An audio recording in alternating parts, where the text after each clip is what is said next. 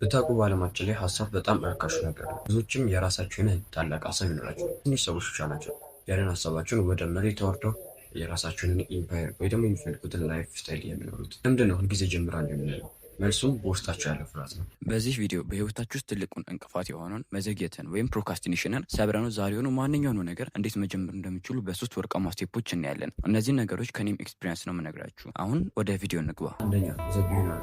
ሁላችንም ወደ ትምህርት ስንመጣ ማንም ፕሮፌሽናል ብሎ አልተፈጠረም።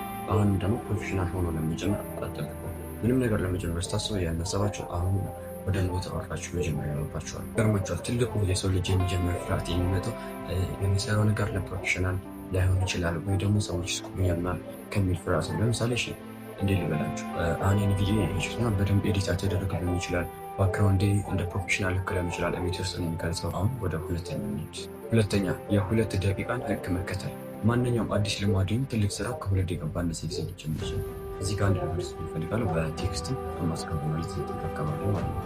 የአእምሯችን ትልቁ ተቋም የሚመጣው መጀመር ላይ ነው እንጂ መስራት ላይ አይደለም። አንድ ነገር ከጀመራችኋል አእምሯችሁ ያን ነገር ውስጥ የበለሩ መቆየት ይችላል። ለምሳሌ መጽሐፍ አነባለሁ ከምትሉት ዛሬ አንድ ገጽ ብትሆን ወይ ሁለት ደቂቃ ውስጥ አንድ ገጽ አነባለሁ። ለምሳሌ ዛሬ አንድ ገጽ ማንበብ፣ ነገር ሁለት ሶስት እያደረጋችሁ ያን ነገር እንደ ሀቢት መያዝ ትችላላችሁ። ከሁለት ደቂቃ ከመከተል ደረሱ። አሁን ወደ ሶስተኛ ሚኒት። ሶስተኛው ውድቀት መረጃ ነው እንጂ ማንነት አይደለም። ውድቀት ማየት ያለባችሁ እንደ ፊድባክ እንጂ ያው ውድቀት ወድቅ ያሉላችሁ ማቆም የለባችሁ ማለት ነው። ያንን ዳታ ወይም ደግሞ እንደ ፊድባክ ያያችሁትን ነገር በቀጣይ ላይ እንዳትወድቁ ሊያደርጋችሁ ይችላል። ለምሳሌ ሆን ዩቱብ ቻናል ቢኖራችሁ የቻሉት ዜጎ በኮፕሬት ከሆነ በቀጣይ ላይ ማድረግ ያለባችሁትን ነገሮች ታውቃላችሁ ማለት ነው። ውድቀታችሁን እንደ ዳታ ነው መያዝ ያለባችሁ። ጋይስ የዛሬ ቪዲዮ ይህንን ይመስል ነበረ።